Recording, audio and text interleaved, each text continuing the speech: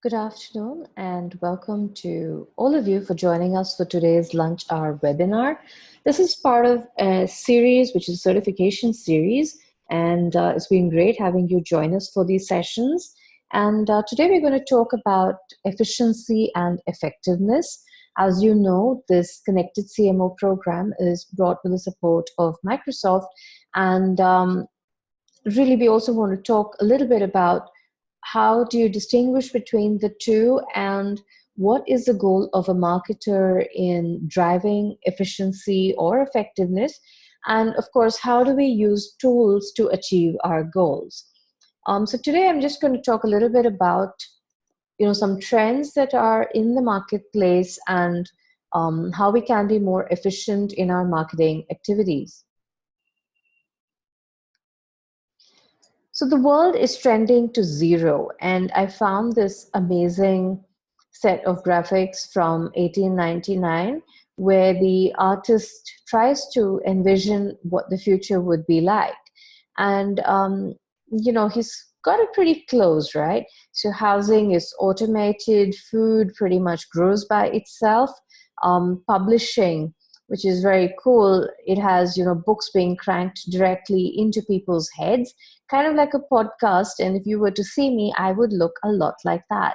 And travel was through blimps, which again in those days was very, very modern. And healthcare, so they could discover the germs and they can see they're projecting it. And clothing, again, made completely by robots. And that's again a reality today. And why this is important is that all of this automation, all of this customization is today possible, but it is also pushing the price of many, many of these items to almost zero. Or perhaps the word is not price, the word is cost.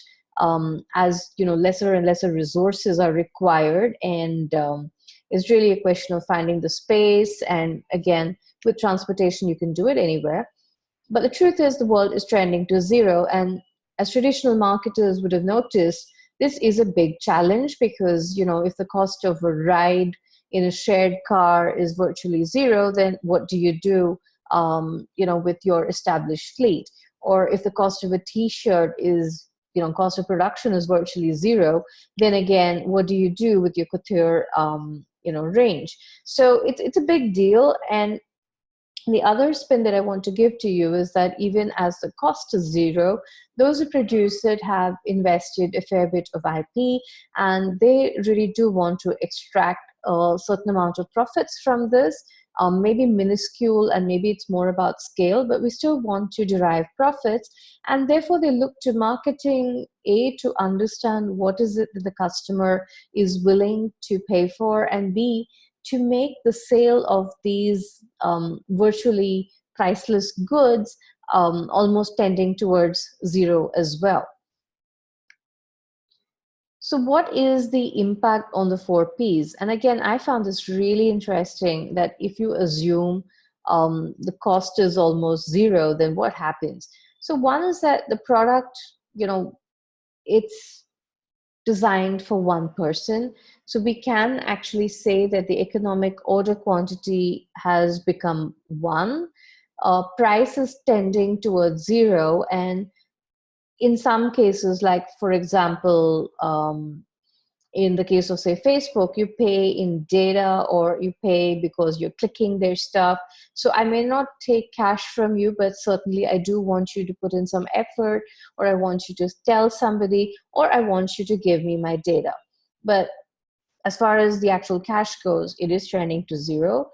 Place is tending towards anywhere digital delivery, and this is true for almost every product except those which are physically rooted to the ground. And in terms of positioning, story is a product everybody can be a publisher. And that's again a really big deal because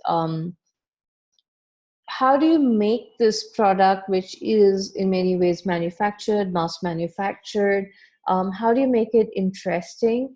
How do you tell the story? And more importantly, for many, many B2C products, how do you make the users or the customers also share information about your product or service or what a great time they had with it. So, from a positioning perspective, marketers no longer control the positioning everywhere. Um, Often cases, the users decide how it is positioned, based not just on the communication that you pushed out, but what they chose to say on their social media channels as publishers themselves. So, quick recap: your product is designed for an order quantity of one, your price is tending towards zero, your stuff can be sold and consumed virtually anywhere. And in terms of positioning, you aren't as much in control of it as you used to be just a few years ago. So we've now moved into the experience economy. And who is the chief customer experience officer? Well, I would like it to be the marketer. But from an organization or a brand perspective as well, we have to look at this. Whoever owns the experience is at the top of the value chain. But this, and I apologize for the typo, it also carries reputational and the legal risk of having partners who deliver the service. But clearly, whether you're, an Ola or an Uber or an Airbnb, you carry the reputational risk, because no matter what you say about being an aggregator, you live or die by the quality of the goods or the services that you are providing. And that depends on your ability to control all the little pieces in there.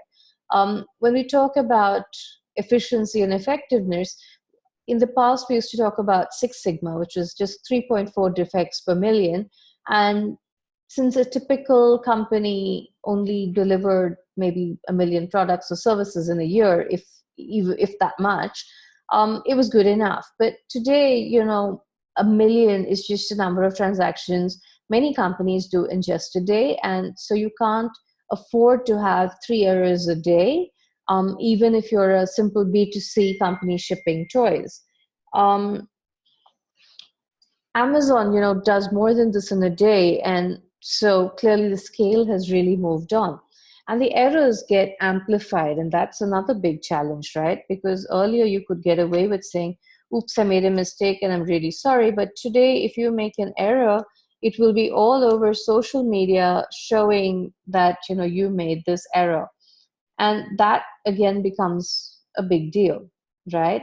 And how do we actually manage this? How do we manage to survive in an experience economy where you don't really control all of your partners, in the sense that you don't have direct control, you have influence, and you also have to manage the customer experience, and you also have to manage the narrative by putting a good position and a story around it.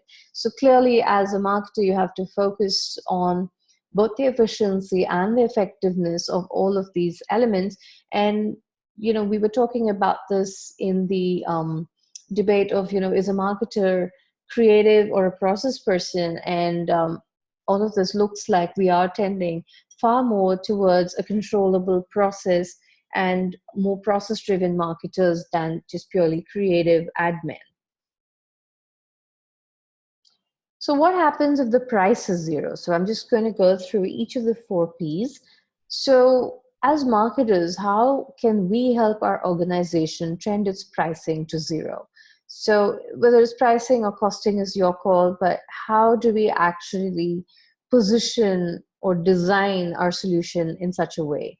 Second is, what are the investments that we are making to enable this transition? Because I think it is a growing trend, and we can talk about how so many startups are, trying to, for example, do a share economy of basketballs in China. Clearly that may or may not succeed, but overall, people are looking for the prices of many of the products and services that they use to trend downwards, right? So I want to have more experiences, but I don't want to pay just for the product. So what is it that we are doing as marketers to make that happen?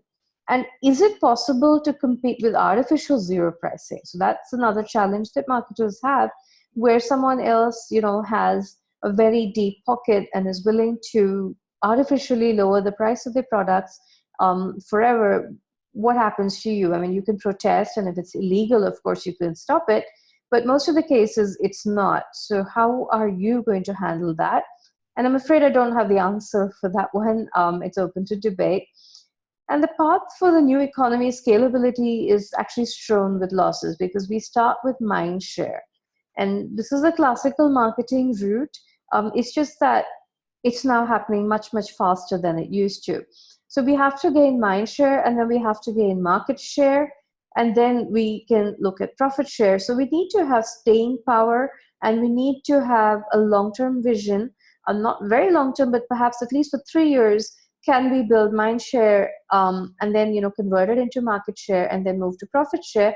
Because another little trend which you should keep sight of is that today there are rarely five big players in an industry. It's hard to find even three. It tends to be a winner takes all, with just one very large participant owning more than 50% of the market share. So it's really, really important that you get into the market early, or if you are a second or a latecomer, can you make a profit despite having a much smaller market share?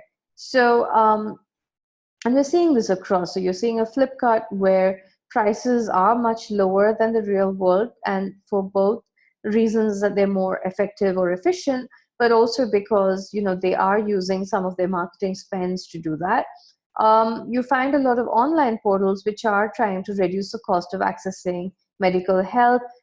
So perhaps not as the same as a consultation, but you can have a chat with your doctor and they bill you a very small fee compared to what you would get in the doctor's office.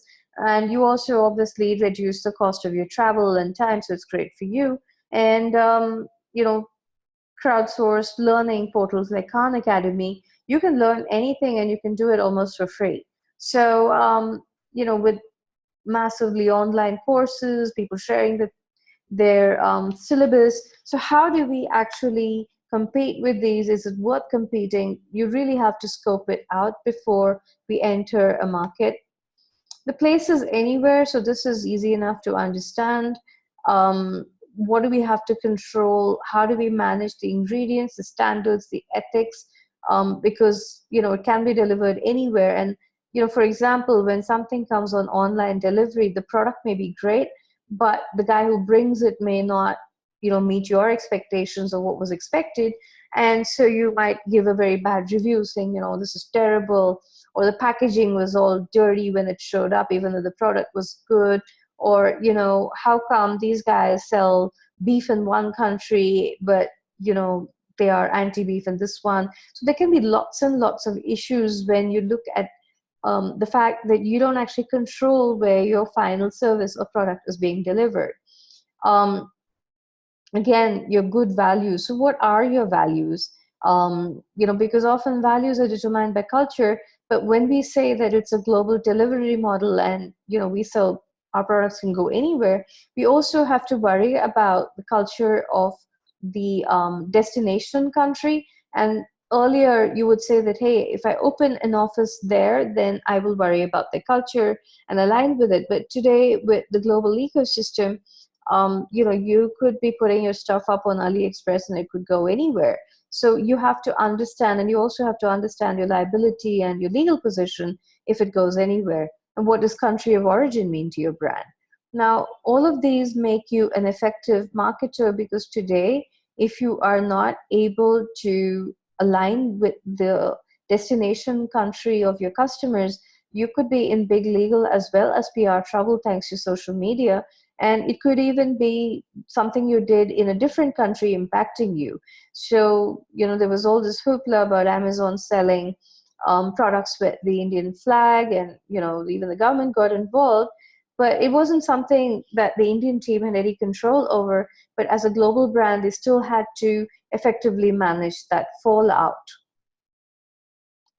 So we talked a little bit about the positioning. Do you own it? So again, how much do you own? Is it okay to pay for certain things? Do you have a policy? Again, if you are not clear about these, you could be very effective for a time, but then eventually you would have both legal and moral issues. Again, what are the metrics, and is there historical data on correlation to business objectives? And this is really important because again, many marketing teams do have a lot of metrics, but they could be waffly ones about traffic to a website, number of likes, number of attendees, growth of database, lead pipeline, all of these. But is it directly connected to your business objectives is important. And I would strongly suggest you write down your business objectives and then just work backwards from that and show your marketing metrics. And do you know the answers to who am I, why by me, why not by someone else? And you might question, why is positioning here on efficiency and effectiveness? But that's because positioning lies at the heart of all effective and efficient marketing. Because if your messaging is not on target, then chances are that everything else that you do is a waste, right? So you have this big ad campaign, and if you don't really know why your customers buy you, then clearly your ad campaign is not going to be spot on. And this is true for B2B and B2C, because often what you sell is not what the customer is buying. So you might think that you're selling on price, but the customer might be buying on convenience. You might think that you're selling on innovation, but the customer may just be buying reliability. So it's important for us to figure out what the customer is buying and then take a call as to whether it is meaningful for us to market it that way, or if we need to engage in a customer re-education initiative to align the positioning with what we want to be seen as or how we want to sell our products. But it's really important to sit down and do a positioning workshop at least once a year so that all your communications are aligned and there is no wastage of sales or marketing campaigns which are just off message. So what are the key risks in marketing? So there is a big technology risk. I don't really know what happened with British Airways, but it seems to have been a colossal technology downtime. There is a lot of data risk. How safe is your customer data? And we did have a module on that as well. But it's very, very important. It depends what data you're collecting and also how sensitive it is and also what permissions and also what's your liability if that data is misused. So you need to have this in place.